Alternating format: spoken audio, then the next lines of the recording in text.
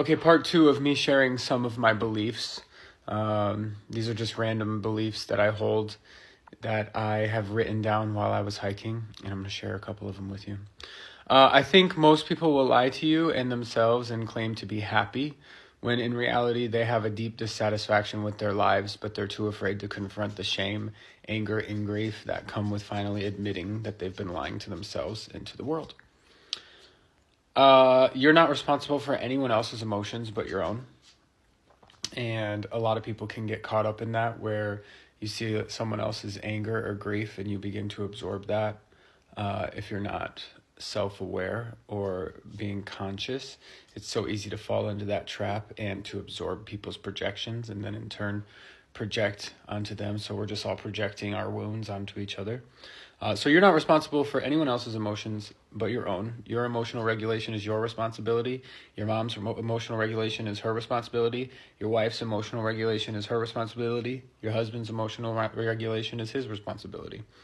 I think many people will begin to lose their minds in the next 5 years because they will not be able to handle the emotional volatility and changes that will take place in the world. A lot of people just see that the war and the chaos that's happening it's always happened, but I don't believe that it has happened on a scale such as this, because now we have technology, nuclear weapons, the internet, access to all sorts of information.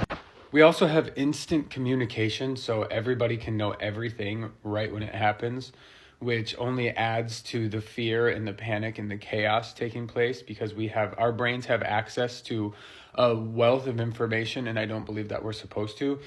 So I believe that things are just going to get much more chaotic, and if you don't have a regulated nervous system, people will lose their minds because the fear will take hold in their lives, leading them on a path of destruction, sickness, death, all of that sort of stuff.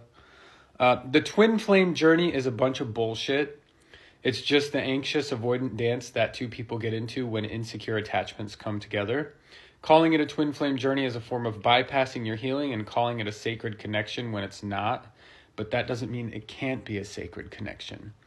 However, the twin flame journey is when an anxious attachment person and an avoidant attachment person link up, and then it turns into this chase. One runs, the other chases, which is just like what happens in the anxious avoidant dance, because the anxious attachment wants closeness to feel safety. The avoidant wants distance to feel safety. It's what we had to learn in childhood, and when they come together, we call it the twin flame journey, but that's a bunch of bullshit. That's toxic.